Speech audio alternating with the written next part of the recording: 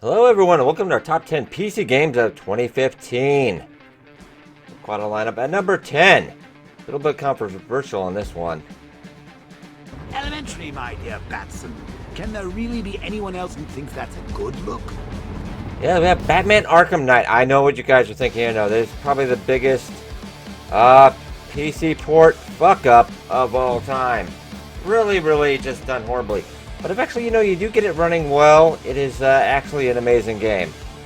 Otherwise, them cramming the Batmobile down your throat a little too much. But the story, they've got the combat, of course, on par as always. Yeah, amazing storylines, great stuff. Even the expansion stuff that eventually PC owners did get months later. I can't recommend you buy it, but it is, if you do have it, I did have to grudgingly get that into number 10.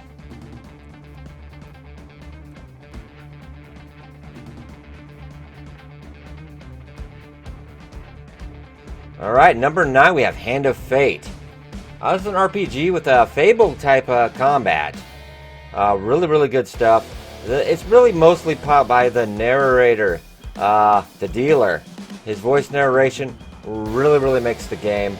Yeah, it's got Fable style combat, card gameplay, a little card mini game. That you have to guess, follow the cards. Really good stuff. You see here going through one of the many trap systems they do have. Gotta get through the map without getting killed, as it were. Really great stuff. Yeah, there's many levels. They've actually added DLC, even some free DLC with the game. So you're gonna get at least, I would probably say, 40 to 50 hours out of it. Really good stuff.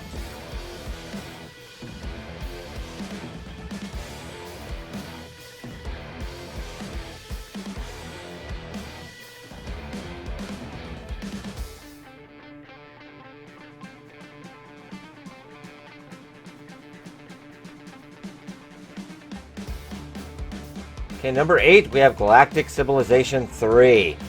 Oh, this one's really good. It's nothing, out of this four-time genre. It's nothing, really new we've seen. But everything is just done so well. The text, the colony management, the ship design. Ship design is on par with the best I've seen. The only bad downside to it is the ship battle. You can only view the ship battles. No controlling, none of that. It's just simply, hey, watch the battle. But everything else is just so well done. The DLC, pretty kind of lackluster.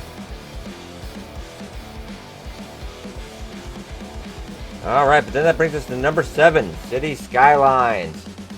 This is what SimCity, the latest one from EA, should have been. Not the cramtastic thing it was. Yeah, City Skylines does everything right. It's everything you've ever wanted in a city building game.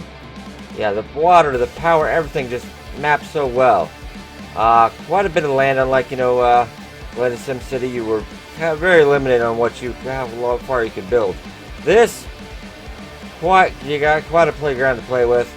You can unlock, as your city grows, you can unlock more maps to combine, making gigantic cities. Get zones for resources, farming, different stuff like that. And they just had the After Dark expansion, which adds a little bit to the nightlife.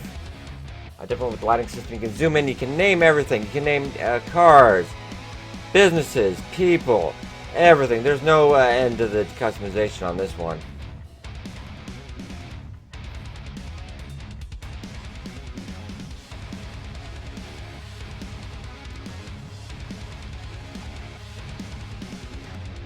Okay, number 6, one of my personal favorite, Rocket League. I cannot say enough good stuff about this game. Oh yeah, it's got frequently updated content.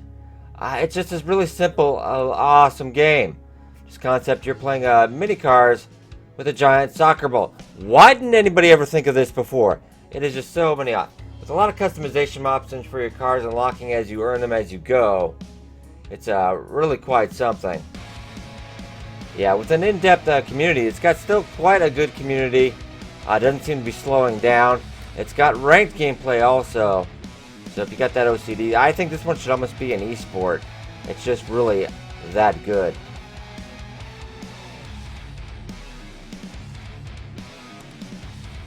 All right, number 5, GTA 5, ironically. Yeah, just it's a simple port from the console if you have PC players haven't played it. But I'm adding the first-person view really does make it an entirely new game. So even if you played that on the console, I think you definitely want to give it a try. Plus, the GTA Online community is still going strong with new content being released all the time. Yeah, really no purpose in GTA Online, but rather than just running amok. They did add heist to that also. So it is nice to see our 3 people back in the story mode again, but if online play is your thing, you definitely want to give GTA 5 a try.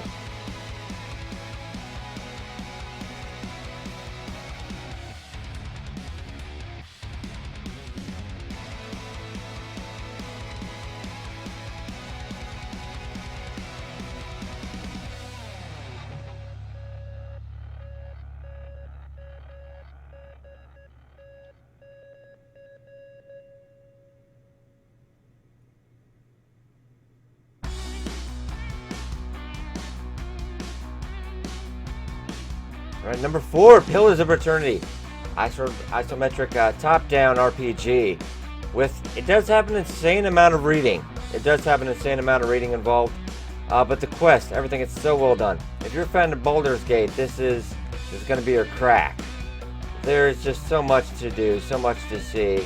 You can also pause tactical combat. Really a lot of in-depth stuff. You will spend hours and hours lost in this game. Yeah, I have spent quite a bit of time. I actually have nothing. You can create your own character while you're in there. If you want to add in the additional adventurers. And you actually get your own stronghold later on, pretty early on in the game. So that's quite a bit of customization there. We actually have an expansion with another part coming soon. So quite a few hours to be had in this one.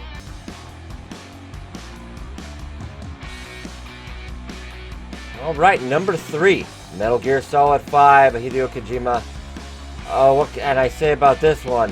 Other than I have literally never going to finish this game because I can't stop. I have a Photon addiction.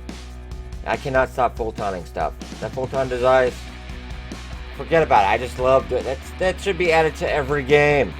Just, Yeah, the story missions are kind of out there sometimes, you know, the way of storytelling, but man, just the combat, the execution, overall everything in this game, the graphics.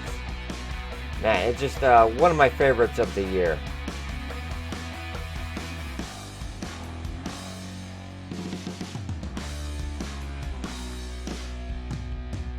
Alright, number 2, Fallout 4. One of my, definitely also one of my favorites. Yeah, definitely. Yeah, it was a tough fight for number 1, but yeah, with the modding community over already 6,000 mods. It's a pretty deep RPG, though it is light in RPG aspects. There's a lot of random missions, just random repeatable killing. The loot respawns. Yeah, it's been quoted as a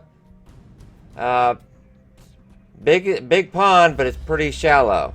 But yeah, you'll go through the story rather quick, but there's always something to do. And plus, with modding coming in, and Bethesda's expansion, I think you're gonna get at least probably 1,000 hours out of this one at the very least. Yeah, there was no depth to the derping in Fallout 4. Which leads us to our number 1. Yes, The Witcher 3, which no one should be surprised. This game is insane. The graphics, oh my god, the graphics, the customization, the detail, the quests, the storyline. Yeah, Geralt of Rivia doing it for the 3rd time. There is no end to this game. I will never finish this game. I've already spent like 20 hours just picking flowers ingredients, just alchematic ingredients. That's what I did for 20 hours, just picking flowers. No end. And the combat. Yeah, the combat is so well tuned, very well done. It doesn't get better than this game. So if you don't own this, you should definitely pick it up. Plus the expansion, yeah. Just and they have the free DLC. They have also 16 free DLC. You cannot beat the amount of content in this game for your money. Okay, guys, that was our top 10 PC games for 2015. Have any difference of opinion? Be sure to tell me in the comments below. All right, I hope you guys enjoy 2016.